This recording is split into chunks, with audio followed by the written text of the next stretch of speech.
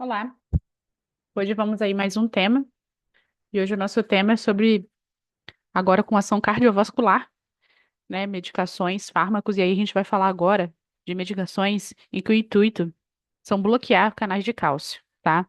E com esse intuito, a gente vai ter ações cardiovasculares importantes, que têm ação cardíaca, né, principalmente em relação a efeito de inotropismo, ação a cronotropismo também, que é ação inotrópica de força, ação cronotrópica de frequência cardíaca e ação também, ação vascular, que principalmente é a ação potente aí vasodilatadora.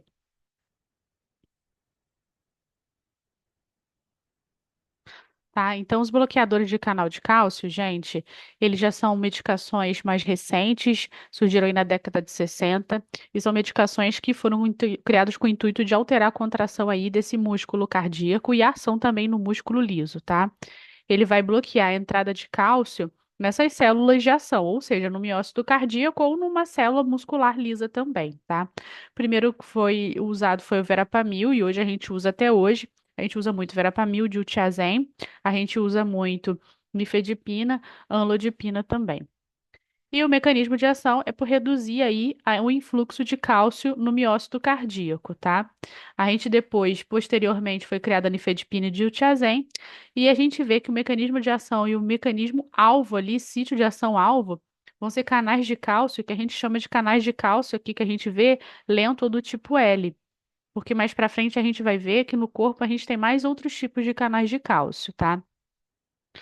Esses canais de cálcio, eles vão deflagrar principalmente a sua ação, geralmente porque eles são canais aí já sensível a uma voltagem, né? Então, dependendo do tipo do canal de cálcio, ele é aberto de acordo com um percentual de voltagem que aquela célula atinge. Então, ele deflagraria aí a abertura desse canal para propiciar um mecanismo aí, um potencial de ação. Nesses canais em que os bloqueadores de canal que são do tipo L, a gente tem um potencial ali que a gente vai ver que geralmente é em torno de menos 20 milivolts, tá? Eles então vão mediar a entrada de cálcio do meio extracelular para o meio intracelular. E nesse meio intracelular vai, de certa forma, ter aquela ação de complexo, principalmente ali no miócito cardíaco, tropomiosina, né? Essa que é totalmente dependente de cálcio, consequentemente, encurtamento desse sarcômero, né? E aí, então, propiciando aí, quando você tem o cálcio, propiciando aí uma contração muscular. Isso mediando, né, quando há influxo de cálcio. Se você bloqueia um receptor em que esse influxo de cálcio não vai ocorrer, essa ação inotrópica também não vai ocorrer, tá? Então, a presença de cálcio do meio extracelular para o meio intracelular é mediada aí pelos canais aí geralmente sensíveis, tá? Com isso, vai deflagrar o processo aí, principalmente contração no miócito cardíaco, né? E a gente tem, então, agora como medicação antagonistas. Eles vão fazer, de certa forma, com que esse influxo de cálcio do meio extracelular para o meio intracelular não funcione, tá? Com isso, menos cálcio citosólico dentro do citoplasma da célula, menos aí a ação, principalmente contrátil, a gente vai ter, tá? Aqui os bloqueadores de canal de cálcio, quando se trata no músculo agora liso vascular, a gente vai levar aí a um relaxamento também, né? Então, no leito arterial, vai promover o que a gente chama de vasodilatação, por isso que são medicações usadas para tratar hipertensão arterial, tá? Eles vão reduzir o que a gente chama de pós-carga, tá? Eles vão reduzir essa resistência em que o coração tem durante uma ejeção, né? Que é a redução da resistência vascular periférica.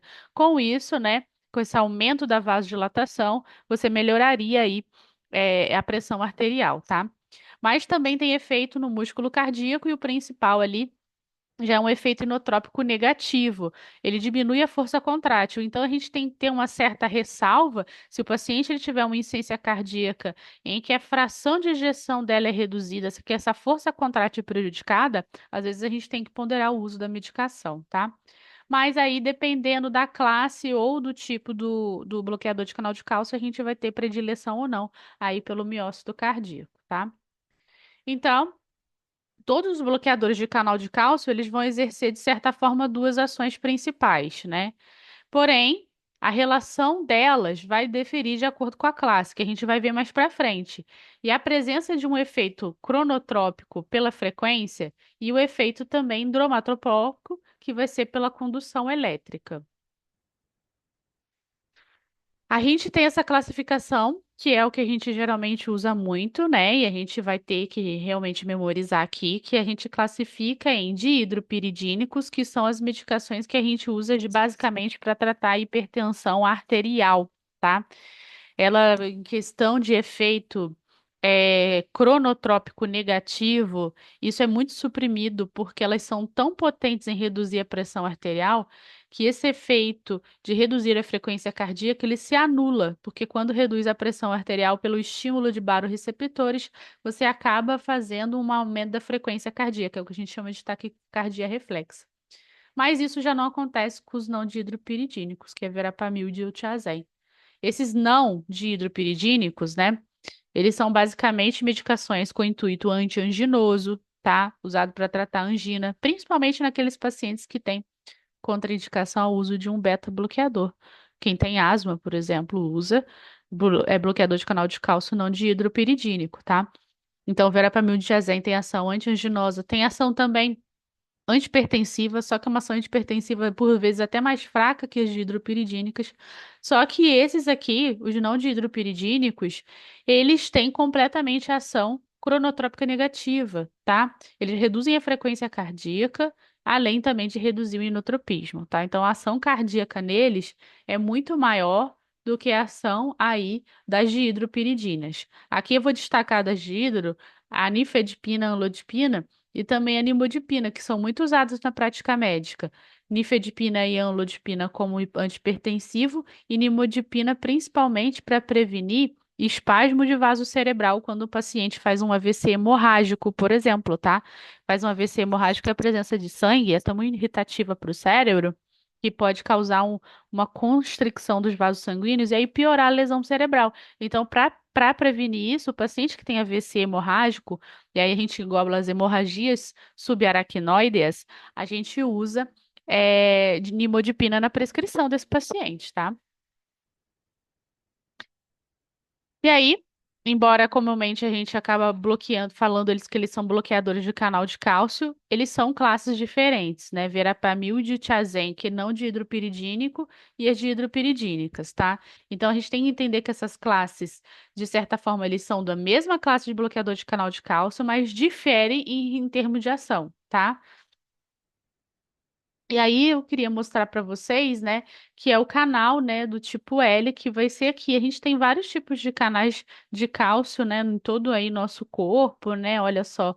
Mas aqui a gente vai usar esse canal de cálcio aqui lento, né, e ele é mediado por uma voltagem de -20 aqui, por exemplo, né. E aí a gente vai ver, né, que o foco muitas vezes, né, é na célula muscular e principalmente com esses efeitos aí cardíacos também, tá? E a gente vai agir nesse canal aqui, então, tá? Nos outros, os bloqueadores de canal de cálcio usados aqui que a gente está vendo, não vão ser a ação, tá?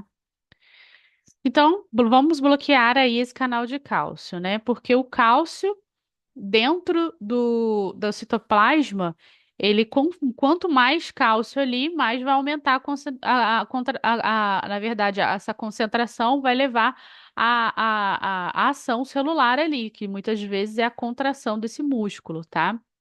Isso tanto em células musculares lisas quanto nas células musculares cardíacas. Nas lisas, a gente vai lembrar do vaso sanguíneo. Por isso que a ação é cardiovascular, tá? É cardíaca e também nos vasos sanguíneos. O cálcio ele sai do meio extracelular para o meio intracelular, que é o que a gente chama de influxo. Quando esse beta-bloqueador ele se liga no receptor de canal de cálcio, ele vai fechar o canal, tá? Então, o beta-bloqueador, desculpa, o bloqueador do canal de cálcio, ele vai se ligar a uma subunidade desse canal que se chama alfa, e com isso não vai haver esse influxo de cálcio no interior. Não havendo esse influxo de cálcio, não vai promover o mecanismo de ação que o cálcio faria, né? Que é a contração do músculo. Aqui a gente vê, né? Elas aqui, ó, bloqueando essa subunidade alfa e, consequentemente, esse cálcio ele não vai entrar, tá? Não vai entrar no meio, do meio extracelular para o meio intracelular e não vai promover as ações cardiovasculares. Aí, novamente, o mecanismo de ação, e aí a gente vê os efeitos cardiovasculares. Todos os bloqueadores de canal de cálcio, eles vão ter ação para tratar a hipertensão arterial, tá?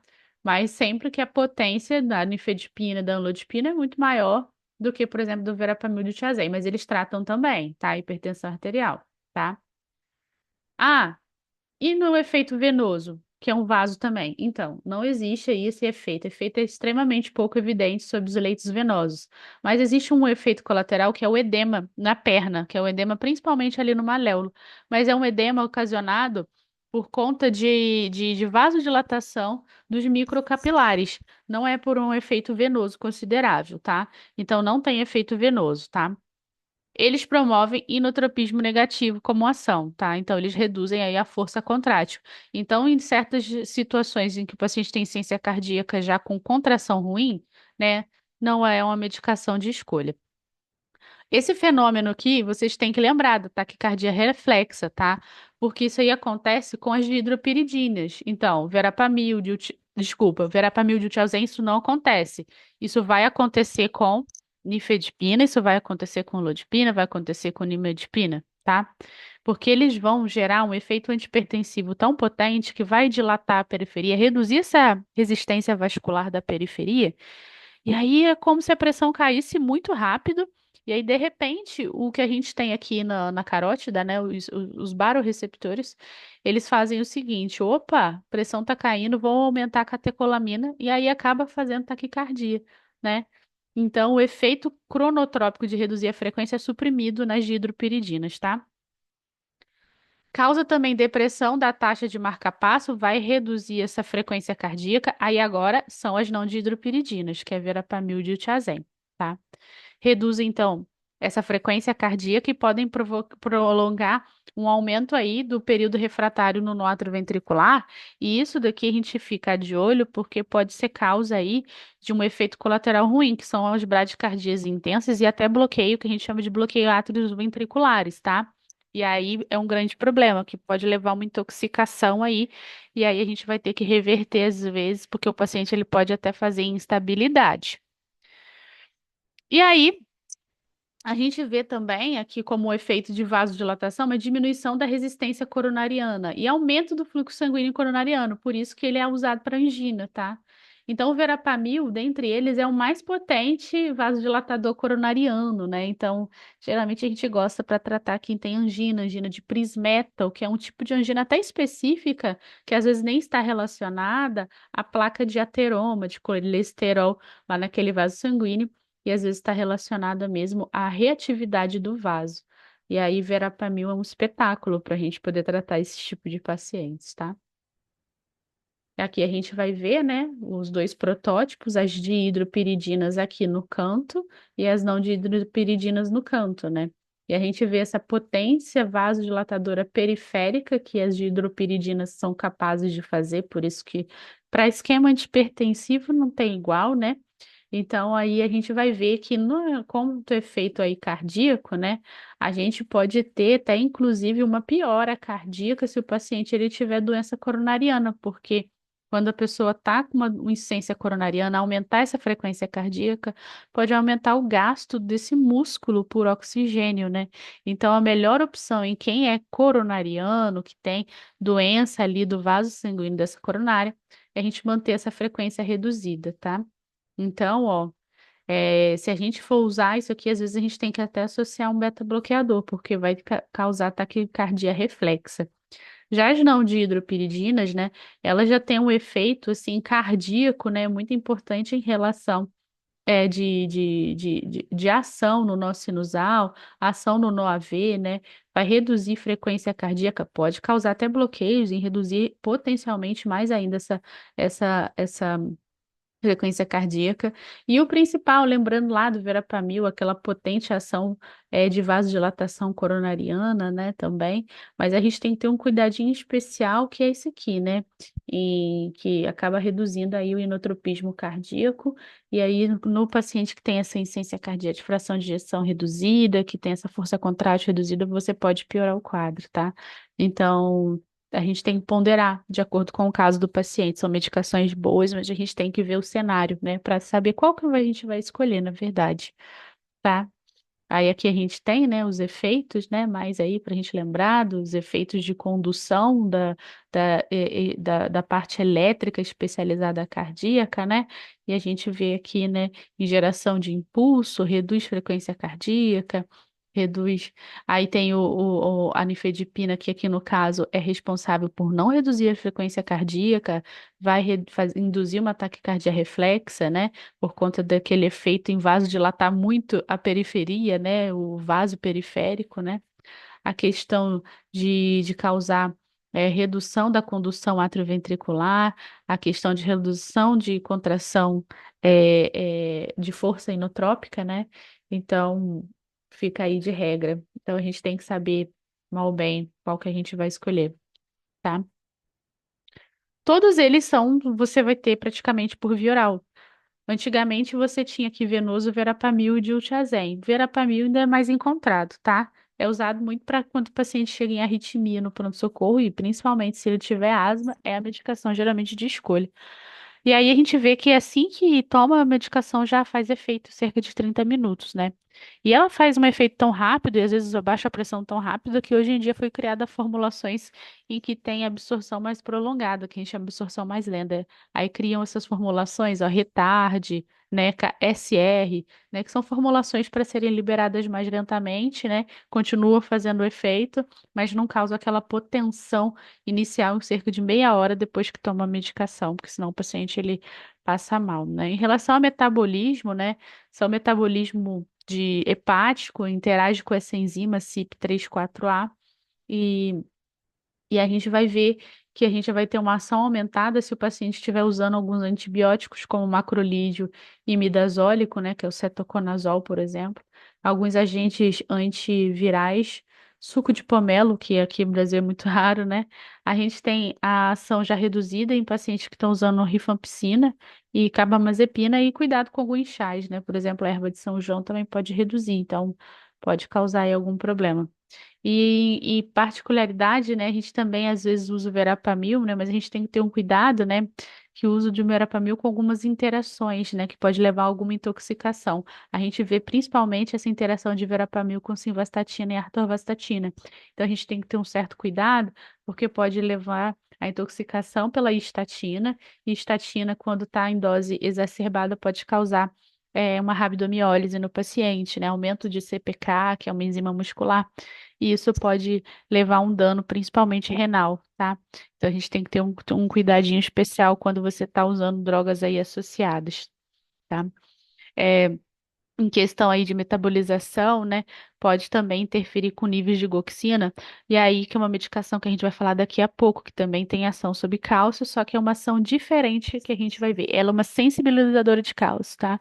Ela vai aumentar o cálcio intracelular, diferente, na verdade, agora do bloqueador, de canal de cálcio, tá bom? E vamos dar sequência aqui. Quantas indicações, né, que a gente vai usar? A primeira coisa, tratamento de hipertensão arterial, a doença arterial coronariana, né? E geralmente a gente vai preferir as não dihidropiridinas, porque se a gente escolher tratar com uma dihidropiridina, no caso, quem tem doença arterial coronariana, a gente vai ter que também usar um beta-bloqueador, tá? Para evitar a taquicardia reflexa, tá bom? Na doença coronariana aguda, é uma alternativa nos pacientes que teriam a contraindicação ao uso ao beta-bloqueador, né? E aí a gente fala logo, né, principalmente do paciente asmático, né? Se tiver uma questão falando que o paciente é asmático, provavelmente é porque não é para usar beta-bloqueador. Porque o beta-bloqueador, né, ele pode ter uma ação no receptor beta 2, né, da vasculatura do brônquio e causar uma constricção, e aí piora a crise asmática, né, e pode induzir uma crise, inclusive, tá bom? E aí a gente também pode usar na angina, né, variante, que é a Prismetal, que é essa que realmente o vaso ele faz vasorreatividade, na doença da cardiomiopatia hipertrófica, né, grande causadora de morte súbita, né, uma medicação que ajuda ali no manejo, né, desse paciente, reduz a frequência cardíaca, melhora, na verdade, sintomas clínicos também do paciente, tá? Alguns casos é usado para profilaxia de enxaqueca, porque tem ação em vaso cerebral. E a indicação aí principal da nimodipina, né, que a gente usa muito para prevenir a vasoconstricção cerebral quando o paciente ele tem um AVC hemorrágico. E aqui eu falo, reforço novamente, quando o paciente tem hemorragia subaracnoide, tá? E outra indicação que a gente acaba nem lembrando muito, mas é usada na ginecologia, tá? A medicação usada, porque para interromper parto prematuro ou uma ameaça de aborto, né? É uma musculatura que é uma medicação que age musculatura lisa, né? Então, o útero é rico em musculatura lisa. Então, se você bloqueia, o útero ele vai parar ali de contrair. Inclusive, se a gestante estiver usando, né, um bloqueador de canal de cálcio próximo ao parto, a indicação é até que a gente tem que retirar, né? Porque pode atrapalhar, inclusive, no trabalho de parto, tá? Porque aí, nesse momento, a gente está precisando aí da contração vigorosa. Efeitos colaterais comuns, né? Geralmente cefaleia e o rosto do paciente que pode ficar muito ruborizado, vermelhado mesmo, tá? Mas o efeito mais marcante que eu falo para vocês e que geralmente acaba sendo um limitador às vezes, na nossa terapia é aquele efeito de causar um edema, principalmente de tornozelo, tá? Que é um edema periférico. Isso acontece porque há aumento da pressão hidrostática causado pela dilatação do capilar, né? Não tem ação na veia, causa edema, mas é porque o capilar, na verdade, fica muito dilatado. E aí acaba transudando para o interstício, o terceiro espaço, causando o edema. E aí, as ações em músculo liso não vascular, né? Lembrando que a gente usa até para gestante, né? Mas aí temos aí alguns outros músculos lisos, a gente lembrar do estômago, né? Pode gerar refluxo, pode gerar constipação intestinal, né? E pode gerar retenção urinária, né? E são os efeitos não desejáveis que a gente não gostaria, tá? Ataque cardíaco reflexo é um fenômeno comum, e aí a gente vai falar, né? Lembrar das dihidropiridinas, né? Em especial aqui está até descrito ali da nifedipina, que pode agravar quem tem doença coronariana. Então, se for usar, não significa que é proibido. Esse paciente ele pode até usar, mas assim, ele tem que estar beta bloqueado aí no caso, tá? Então, vai ter que estar um beta bloqueador também na prescrição. E aí às vezes a questão da intoxicação, bradicardia intensa, pode gerar sistolia, pausas muito grandes, alterações do condução e bloqueios atrioventriculares, tá?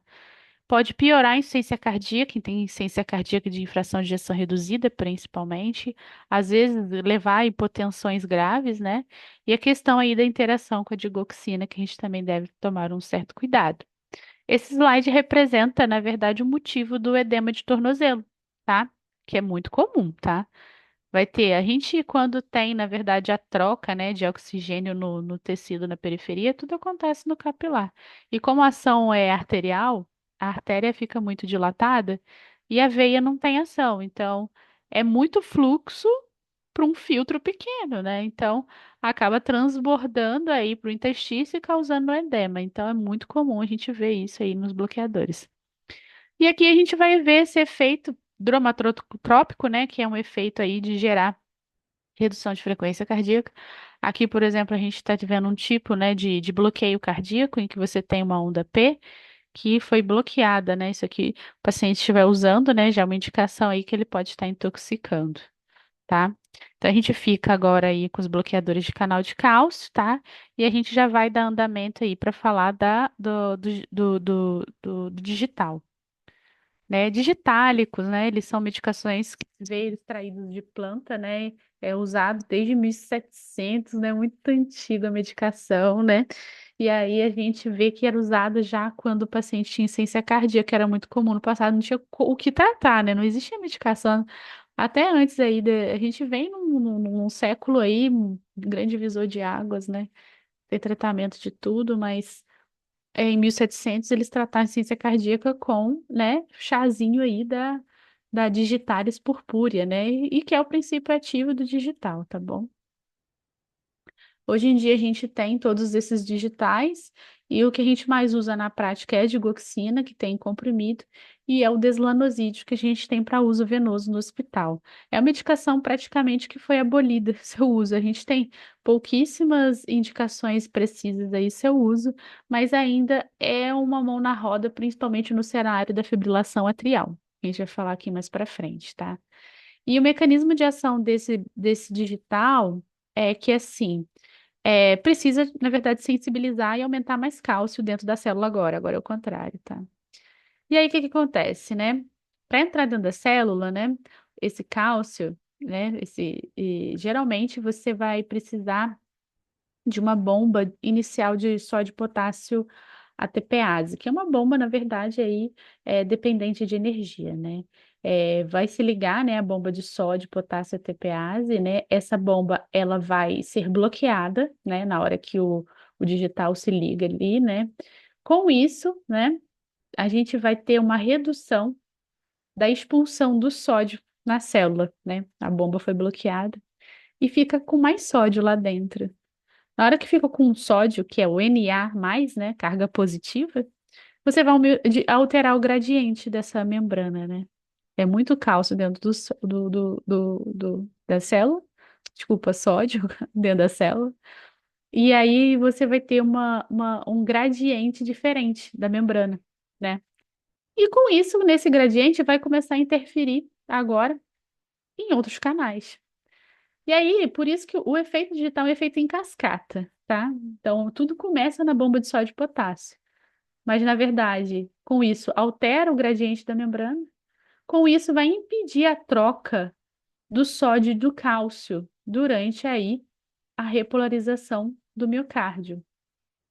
Consequentemente, você vai ter mais cálcio dentro do citosol, né? Então, menos cálcio vai ser removido da célula, mais cálcio é acumulado no retículo sarcoplasmático. E aí, mais cálcio será liberado do retículo sarcoplasmático direto no complexo tropomiosina, que vai gerar uma contração cardíaca, né? Esse é o mecanismo de ação do digital, efeito em cascata, é um efeito bola de neve, né? Acontece uma coisa lá, o efeito borboleta, acontece uma coisa lá que vai culminar, na verdade, com uma contração muscular aí, às vezes, um efeito inotrópico. Agora a gente está falando sobre efeito inotrópico. Efeito inotrópico aí positivo, tá? Só que tem uma ação a mais, que não é ação só no inotropismo. A gente tem uma ação vagotônica também relatada do digital.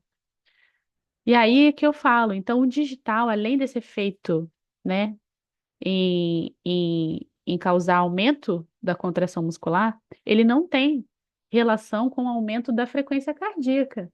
Ele aumenta a força, mas ele não aumenta a frequência cardíaca. Pelo contrário, ele reduz, porque ele tem efeito sobre o nervo vago, que é um nervo do parasimpático.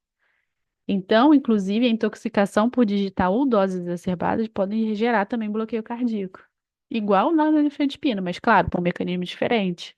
No difedipina os não distridopiridínicos, que aí pode gerar aí, não pode confundir, tá bom, gente? Quando a gente tem um aumento de potássio agora, né, isso pode reduzir a ação do fármaco, tá? Hipocalemia é complicado para quem tá com digital. Então tá. A gente tem aqui o efeito em cascata que eu falei para vocês, que tudo vai culminar no aumento da força inotrópica e também um efeito vagotônico, tá? Então, o digital, ele vai lá, ele vai bloquear essa bomba de sódio, né, e potássio ATPase. Com isso, mais sódio vai ficar aqui dentro. Vai alterar o gradiente da membrana, né? E com isso, com o gradiente da membrana alterado, esse outro receptor aqui, né, esses outros receptores aqui, principalmente, esse receptor aqui que expulsa, na verdade, o cálcio e o sódio para entrar. Se já tem muito sódio aqui, o sódio não vai entrar. O cálcio é que vai permanecer agora. Então, quanto mais cálcio, maior a concentração dele agora no retículo sarcoplasmático. E uma hora ele sai aqui nesse receptor que a gente chama de renaldina, né? E aí esse receptor vai liberar, tá? E aí, contração vigorosa, tá bom? Então, é feito em cascata, tá bom? Tudo porque ele sensibiliza o cálcio intracelular. Esse é o mecanismo de ação dele. Aí, ó, novamente, esse efeito em cascata exemplificado.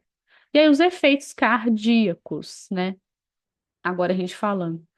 Primeiro, meca- sítio de ação, bomba de sódio e potássio. Aí vai ter o efeito inotrópico agora positivo, né? Contração do miócito e aumento do débito cardíaco. Então, seria uma medicação boa para tratar insuficiência cardíaca.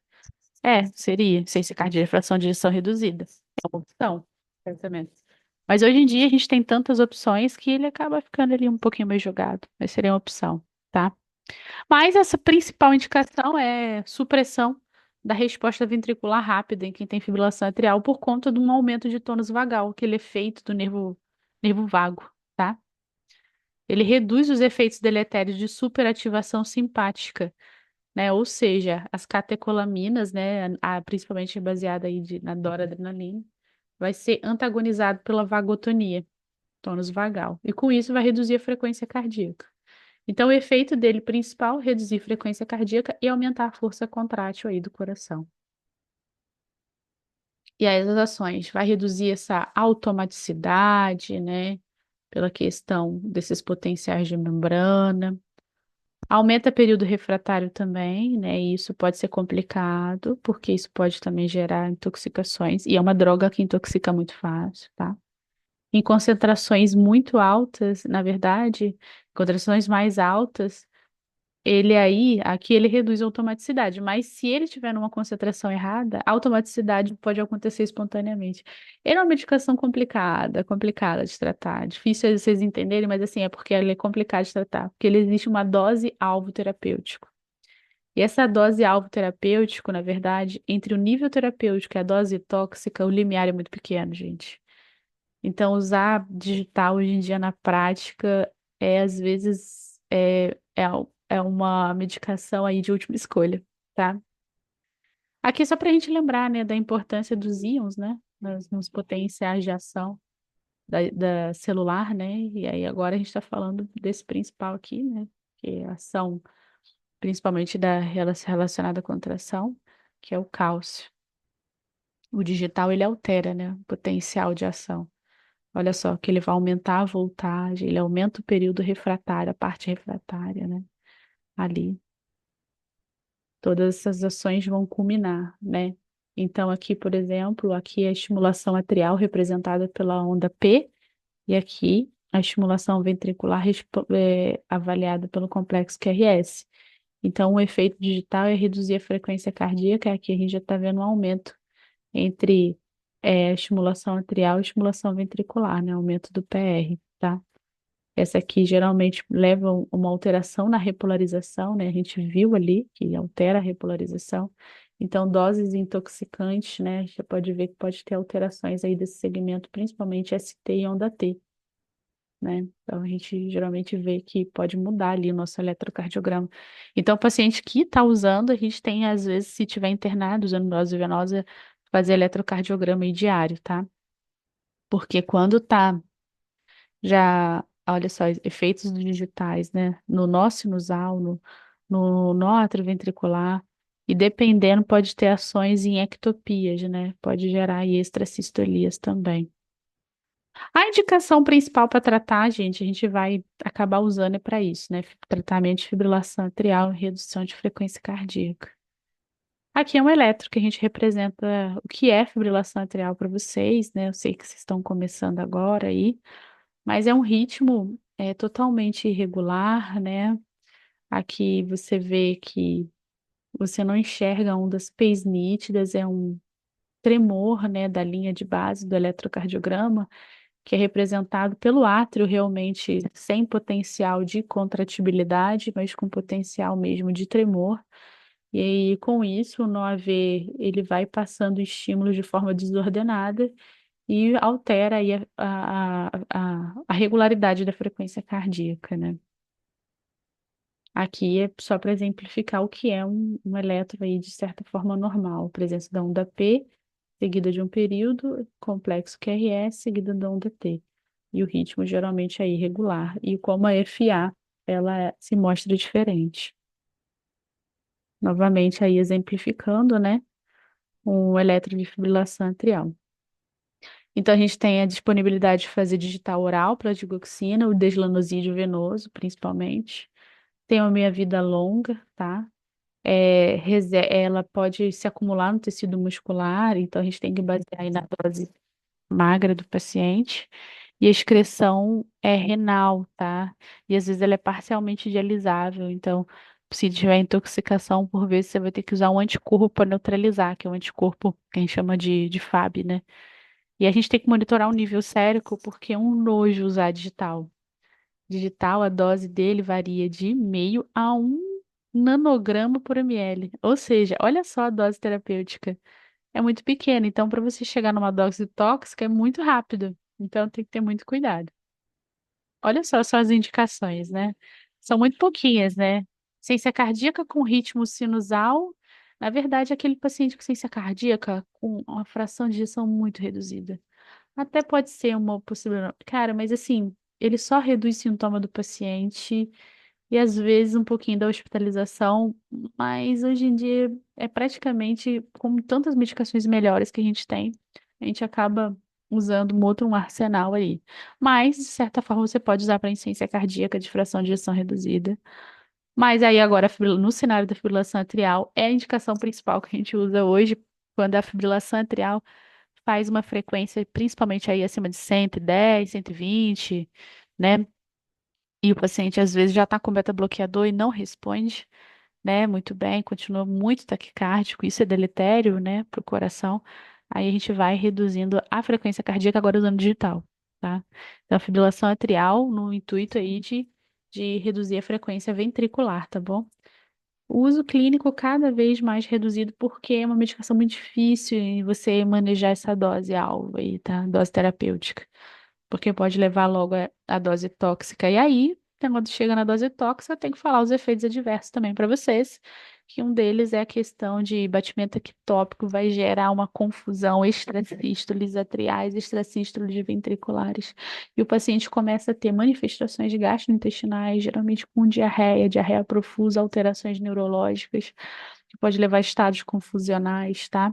Mas o principal é que essa questão que pode gerar bloqueio cardíaco também, frequências cardíacas abaixo de 30, o paciente pode ser levado à instabilidade e muita arritmia. É uma medicação que é considerada uma antiarrítmica, mas a gente vai ter uma aula de antiarrítmicos ainda, vocês vão ver que todo antiarrítmico, praticamente, ele tem também possibilidade de causar arritmia, né? Então, a gente fica ponderando, né? Medicina não é moleza, não, tá?